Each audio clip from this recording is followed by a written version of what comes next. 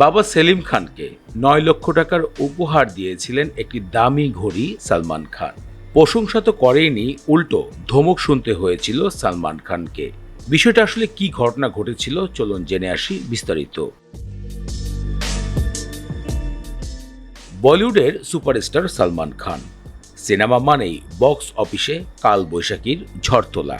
সালমান খান যে কোনো সিনেমা করলে 300 থেকে 400 কোটি টাকার বিজনেস করবে বলিউড ইন্ডাস্ট্রিতে বিশ্বজুড়ে। এমন একটি নায়ক সাম্প্রতিক গণমাধ্যমে জানিয়েছিলেন তার বাবার সাথে ঘটে যাওয়া কিছু ঘটনা।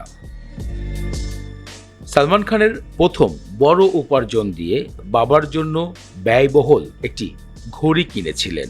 সেই ঘড়ি তার বাবা সেলিম খানকে উপহার দিয়ে প্রশংসা পাওয়ার বদলে ধমক এবং রেগে গিয়েছিলেন সেলিম খান। সাম্প্রতিক পুরাণ অভিজ্ঞতা সোশ্যাল মিডিয়াতে শেয়ার করেছেন বলিউডের ভাইজান। বড় একটি সিনেমার উপার্জন থেকে সালমান খান 4টি ঘড়ি কিনেছিলেন। সে সময় প্রতিটি ঘড়ির মূল্য ছিল 9 লক্ষ টাকা। 2টি ঘড়ি নগদ টাকা দিয়ে কিনেছিলেন এবং বাকি 2টি ঘড়ি তিনি ধার করেছিলেন ব্যাংকের কাছ থেকে ঘড়ি কেনার জন্য।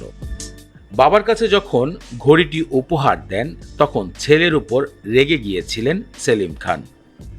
তিনি বলেন, কখনোই তোমার এখন ব্যয়বহুল উপহার দেওয়া ঠিক নয়।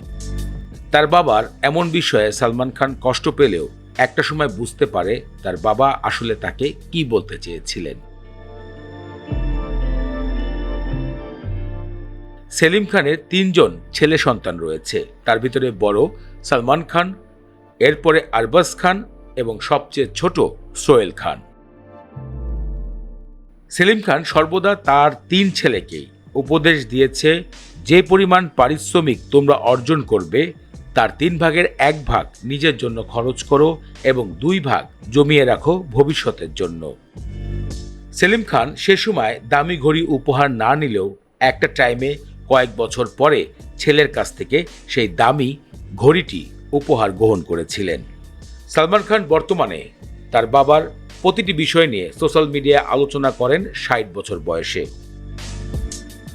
সালমান খান আজ যেখানে এসেছেন এবং তার প্রতিটি পথ চলাকে তিনি মনে করেন তার বাবার নির্দেশেই তিনি এগিয়েছেন। সাক্ষাৎকারে সালমান খান জানিয়েছিলেন তার ব্রেসলেট এবং ঘড়ির প্রতি ছোটবেলার থেকে একটি বিশেষ আকর্ষণ রয়েছে, আর এই আকর্ষণ সৃষ্টি হয়েছে তার বাবার থেকে। তার বাবাও ছোটবেলার থেকেই সবসময় ঘড়ি এবং ব্রেসলেটের উপরে আকর্ষণ রাখতেন। সাম্প্রতিক দামি উপহার দিয়ে বাবাকে খুশি না করার বিষয় নিয়ে গণমাধ্যমে কথা বলেছেন বলিউডের ভাইজান।